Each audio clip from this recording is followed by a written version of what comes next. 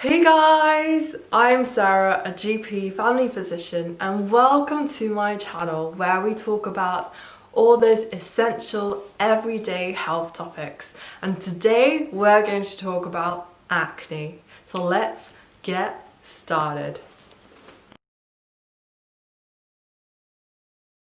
So I want to start off by talking about what is acne, some of the causes of it. I want to tell you guys some really important things which I think everyone with acne must know about. It's a growing industry, a money-making business, and there are so many products out there on the market saying they are good for your acne. I will tell you towards the second half of my video the treatments that are actually licensed for acne that you can get over the counter, but more importantly, the products out there where there's just not enough evidence for them. So stay tuned and watch till the end to find out a little bit more about them. So how common is acne? Acne is more common than you think. About 95% of teenagers do have acne. As we get older, we do tend to grow out of them, and only about 3% of the adults over the age of 25 still have acne. Acne most commonly affects our face, but it can also affect our shoulders, our chest, and our backs. To understand exactly why we get acne and the treatments out there and how they work, we need to go deeper into the skin. So what I'm trying to draw here is a very simple, basic picture of the skin. My art is not the best, so hopefully it's clear enough for you to understand. So you've got the hair with the root itself within the hair follicle. Next to the hair follicle, we have something called sebaceous gland. So I've colored it in brownie color. It's really important to produce a very oily substance called sebum, and this is important to lubricate our skin and stops it from drying out. It's on the surface of the skin and it goes into the pores themselves. So what happens in acne is something quite different. Our sebaceous glands become quite overactive, and when that happens, they produce a lot of this oily substance, a lot of that sebum. So normally on the surface of our skin we do have bacteria, but they are completely harmless. But in acne, what happens is these bacteria go into the glands themselves and we become infected within the sebaceous glands. And when that happens, the area of that skin becomes extremely inflamed. And I've just coloured it red here just to illustrate that inflammation. And when that happens, sometimes that area starts bulging up above the skin. And this is when we notice blackheads, whiteheads, papules, cysts, and nodules, as well as pustules. It's really difficult to say exactly what causes our acne. There are so many different factors. Sometimes we do find it runs in families, so there might be some genetic element. Most of the time we do find it's actually related to our hormones. So particularly during puberty, a hormone known as testosterone rises up. It's known as a male hormone, but actually is found in both boys and girls. It's important for the growth of our muscles and our bones during puberty. The glands that I mentioned in the picture, the sebaceous glands, are really sensitive to testosterone, and as the hormone rises, it causes these glands to become really active. As a result, it's really common to get acne during puberty. Speaking of hormones, particularly for women, we do find acne gets worse during our periods and during pregnancy, and is commonly related to a condition called Polycystic Ovarian Syndrome, which I'll talk about in a separate video. There are also other causes for acne, such as medications that we might be on, and also medical conditions. So please speak to your doctor to find out if there's any other causes for your acne.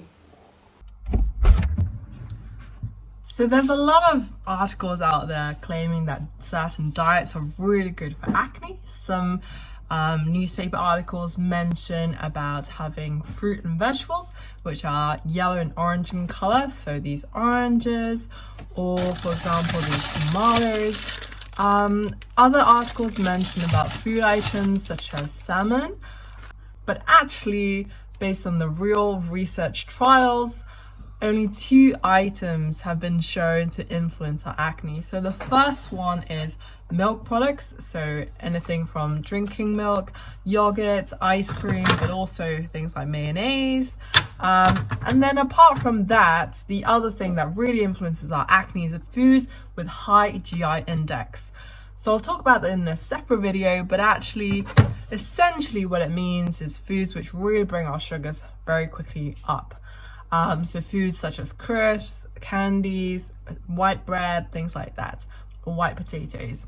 The bottom line is, guys, you have to have a well-balanced, wholesome diet full of high protein, lots of healthy fruit and vegetables, not only for your acne, but also for your cholesterol and just general health and well-being. The acne market is absolutely huge. It's a growing industry and there's a lot of products out there, so you guys be careful of what you buy. So in the next half of my video, I'm going to talk about all those products that are licensed for treating acne that you can get over the counter, but also the products where there's just not enough evidence for them. So how often should we wash our face? Washing our face is really important for acne. Before, people used to think washing our face a lot, like 4 times a day, is good to get rid of the germs, but actually research has found washing our face twice a day is good enough. Washing more would just cause more irritation. So what sort of products should we use?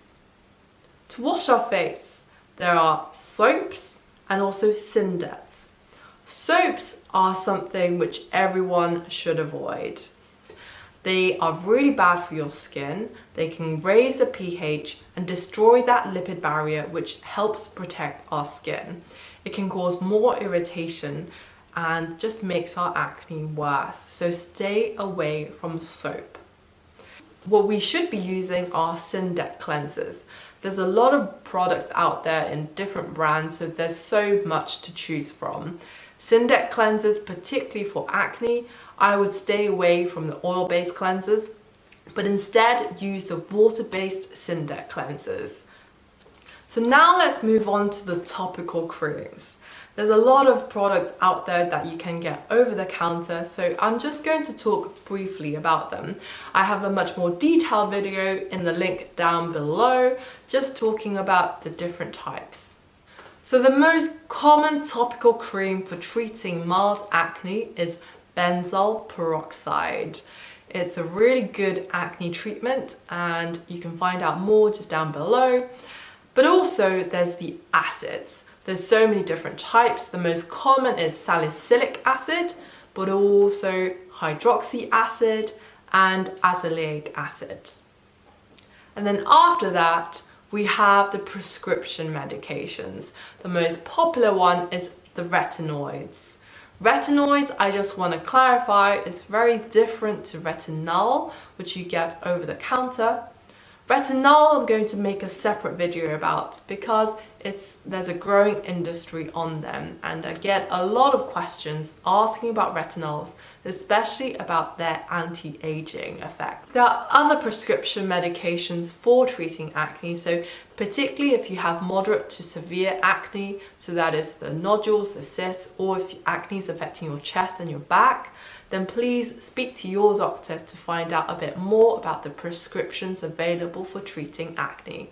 If you want something a bit more organic, research has shown some benefit with 2 essential oils, and they are tea tree oil and chamomile oil. So now let's talk about the interesting bit. The products out there where they claim to be good for acne, but actually there's not enough evidence for them. So they are sulfur, triclosan, triclocarban, and the cleansing wipes. By that I mean these facial wipes. They might be good for removing your makeup, but actually they have no research in treating acne. And next we have on the list are the mechanical treatments. By that I mean the abrasive scrubs, the mechanical brushes, which you might have heard about the Sonic skincare brush. There's just not enough evidence or research looking at how effective these treatments are. The only sort of research out there is produced by Sonic Skincare brand, so whether that's accurate, who knows. And finally, we have the oral vitamins. So those are zinc, nicotinamide, and vitamin A. Some claim that taking these oral vitamins might be beneficial for acne, but actually, there's not enough evidence for them. The concern is that as doctors, we don't really know how much of these vitamins you're taking. If you're taking an amount that is more than your body needs, these vitamins can actually have toxic side effects on your liver and your kidneys. So if you're taking any of these, please speak to your doctor to find out a bit more about it. So that's the end of the video. I hope you guys found it helpful. And please do give me a thumbs up. If you have any questions, just comment down below. The treatments I've mentioned in the video, I do have other videos talking about them, again in the description box down below. Please do subscribe if you want to find out a bit more about all those everyday essential health topics. And I hope you have a wonderful, wonderful week, and hopefully see you guys next time.